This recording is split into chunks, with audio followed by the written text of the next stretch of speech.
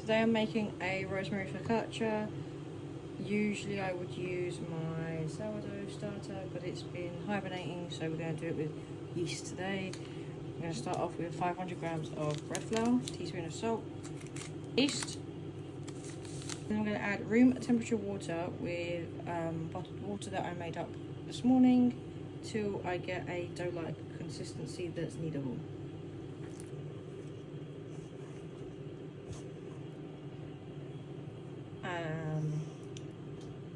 Now that this has got a spring, basically with focaccia it's over risen dough, so I'm probably going to put this in my fridge and sort it out tomorrow after work. So this is after being left in the fridge overnight with a damp tea towel over it. I'm actually not happy with how much it's risen, so I'm going to set up in this tray with some sesame oil. I'm going to rub that in the bottom so it doesn't stick. I fancied a different flavour this time. And then once I've coated the bottom, I'm going to take this dough and put it in the tray and leave it for a few more hours to rise a bit more. I want it nice and puffy and full of air, so it's light and over risen. So I'm a lot happier with how it's risen now.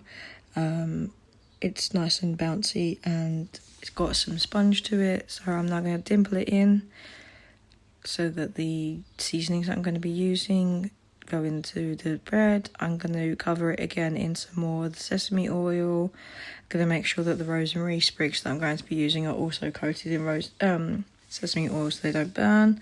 Just going to sprinkle on. There's no measurements here, measure with your heart. And then I'm also going to top with a little bit of sea salt as well.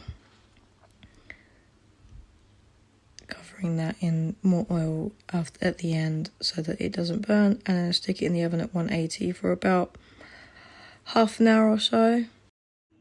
And here it is all finished. I will cut into it once it's been cooled down. It's cool on the outside but not cool in the middle.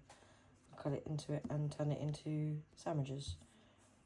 But it smells delicious.